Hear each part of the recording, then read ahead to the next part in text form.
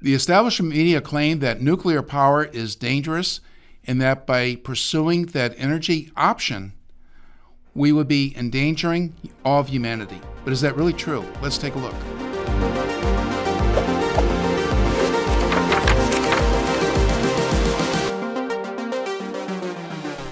This is Beyond the Cover with your host, Gary Benoit. And today we have with us Ed Hiserodt, who wrote a feature article for the New American in our August 15 issue entitled The Future of Nuclear Power. Ed, welcome to the program. Thank you, Gary. Good to be here. Well, we're glad to have you. Now, Ed, you're an aerospace engineer. You're the president of Controls and Power Incorporated, and you also wrote a book called Underexposed. What if radiation is actually good for you? Well, there's a good case to be made for that. And I think so, because when you read the book, how can you say otherwise? But Ed, a lot of people feel radiation is extremely dangerous. They don't want to have anything to do with radiation.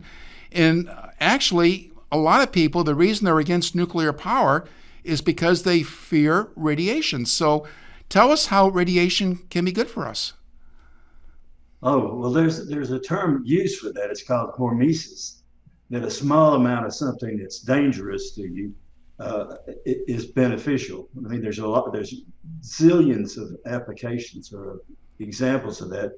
One is vitamin A. If you take too much vitamin A, it can be fatal. That's why right. The trace minerals, arsenic and things like that are necessary for a healthy life. But too much of them is dangerous. The same goes for radiation. Too much of it's dangerous, but there is a point at which there's an optimum, and we're below that optimum in our normal lives. We should have more radiation than we have to be healthy, as healthy as. Now, how about somebody, Ed, who lives next to a nuclear power plant? Or maybe I should put it on a personal level. Would you mind living next to would you mind living next to a nuclear power plant? And for the people who do live there, is the amount of radiation that they get from that plant, would that be dangerous or would it be good? Oh, that would be in the good level. Actually, you'd need more, because at the boundaries of a nuclear plant, the maximum radiation that is allowed is 5 milligrams. Which is about, we typically get 360 milligrams just from the background radiation, like from our own blood, from cosmic radiation. So typically we get 360 milligrams per year, and a plant is not allowed to produce more than 5 milligrams per year. So right. It's insignificant. Yeah, and I knew that myself, actually, because when I was in college, there was one summer I worked at a nuclear power plant, and that was what the limitation was. But the establishment media, they love throwing around these numbers, don't they? And they make it sound like, well, my goodness, this could kill you. Oh, sure. Well, there's people that are deindustrializing this country and the world to destroy Western civilization. And that's one of the things I like to jump on, because there's so many good things about nuclear power that it would just, you'd never would have never heard of a windmill or a solar type of installation if nuclear power had been given its head. Now, your book, Ed, Underexposed, I know was a hit in the scientific community, and this might be a speck embarrassing to you, but nonetheless, I think it'd be worthwhile for our readers to hear some of the accolades about the book.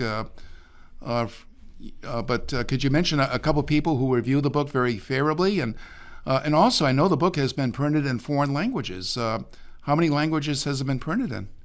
Just two, Dutch and French. Okay, well, in English, that's 3. Yeah, that's right. But the Heartland Institute, for example, loved the book. Well, we could easily spend a half hour on the book, but I think we ought to talk about small modular reactors, since that's Okay. what the Well, we article do is. want to get to that, but I think it's important for the viewers to know that we're talking to an expert on the subject. Somebody who has really researched this and has done a book that if people were to read it who are anti-nuclear power and they're willing to read it with an open mind, it would change minds. There's no question about that. So we really appreciate, Ed, that contribution you made via the book to the freedom movement, because nuclear power really provides freedom, doesn't it, in terms of Right. energy independence. Absolutely. Right.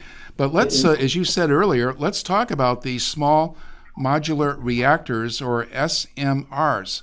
What are these all about? Well, let's define the acronym. Small means, in this case, up to 300 megawatts of electrical power Mm-hmm. output. Uh, that's about a third of what a normal sized nuclear plant produces. Uh, if you can get smaller than that, instead of an SMR, there's an MMR, which is a micro modular reactor. Right. And then they go down even smaller than that. They're called like a mini micro, which is only about a thousandth of what a normal power plant is. Right. Now, what would be the benefits, Ed, of these small reactors? Well, for one thing, it is the fact that you can put the reactor where the need is.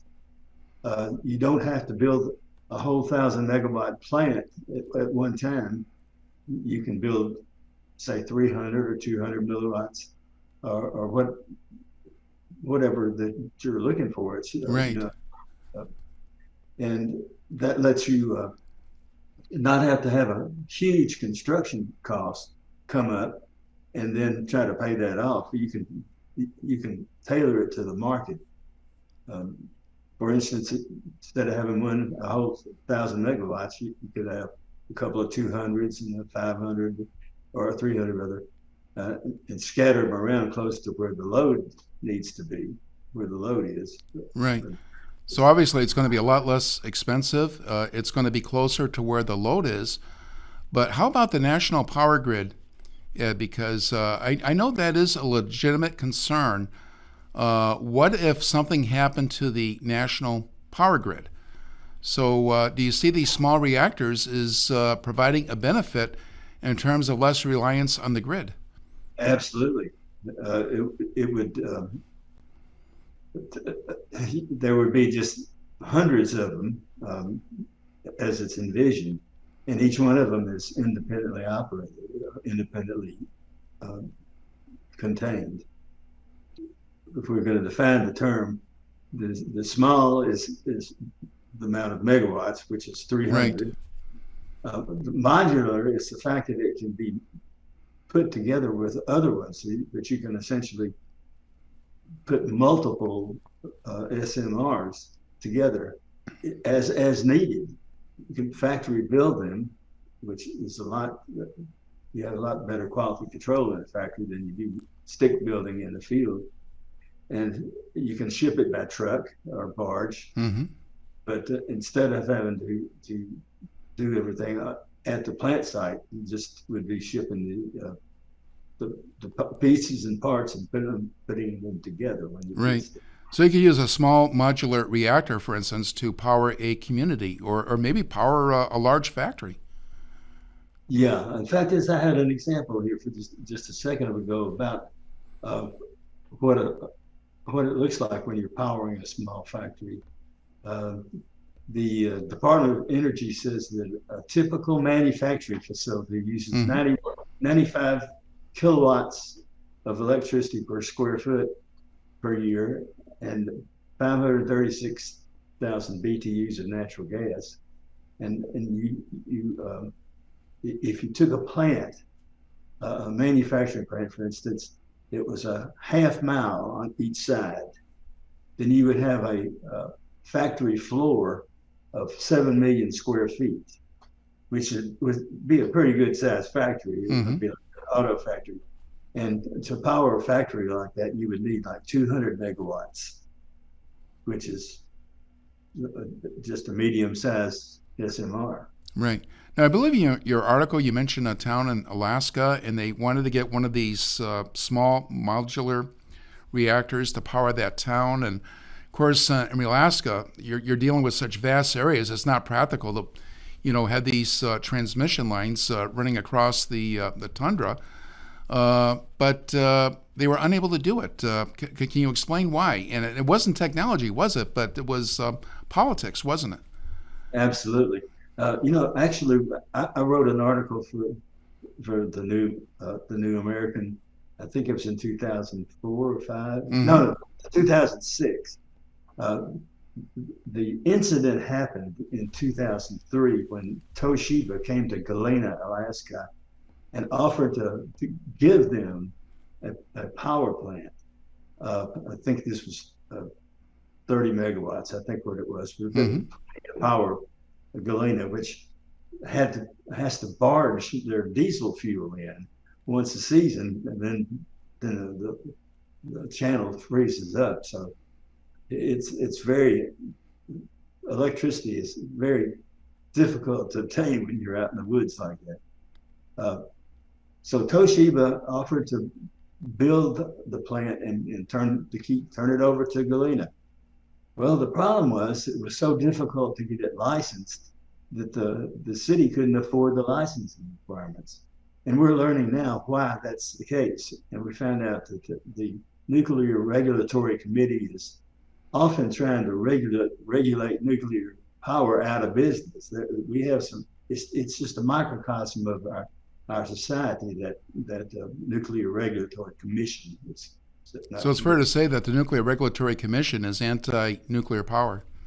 Yes, it is. And they're blocking the development of these small modular reactors within the United States. But how about other countries? Can you point to examples where these small reactors are actually being developed and deployed? Well, Russia has a ship that has two 35-megawatt reactors on it. And they consider that a small modular reactor, but they've been in service for 2 years.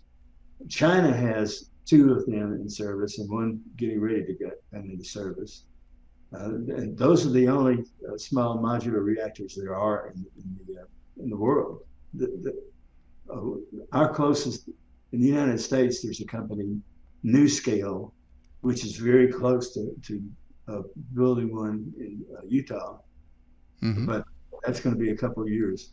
And it's fighting the Nuclear Regulatory Commission all the time is just a terrible thing for our nuclear program, because the enemy is not at our doorstep. They're inside. Right. And it's going to get worse in a way. There's a man named Bradley Crowell who has been a lawyer for the National Resources Defense Council. And if you've heard of them, they're in the same league as Greenpeace. They're totally anti-nuclear. Well, they're anti-everything Western civilization, actually. They're one of the most dangerous organizations in the country, for sure.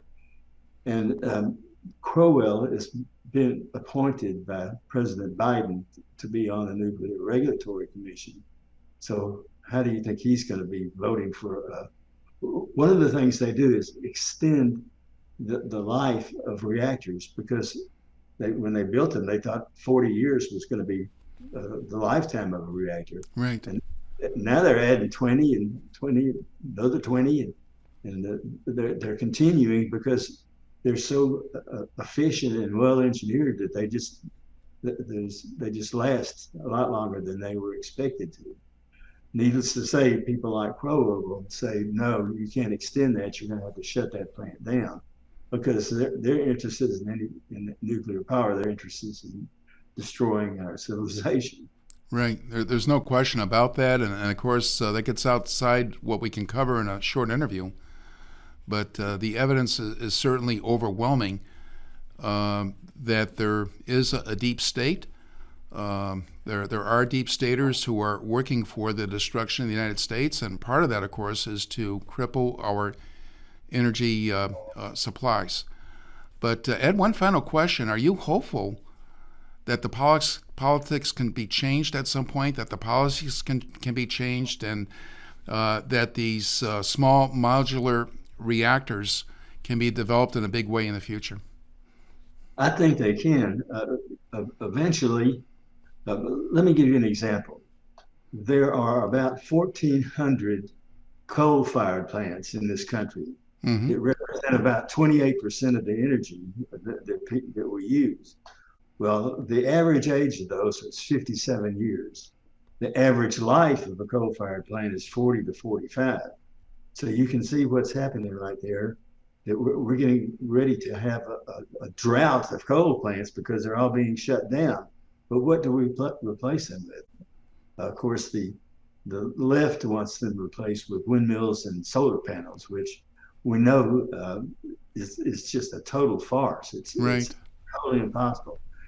But to imagine probably one of the best uses of the SMR is to replace those coal plants, because you have the advantage that the cooling system, the turbine, a whole lot of the parts to the power plant are already there, and they could easily be transferred to being driven by the SMR rather than a coal-fired boiler.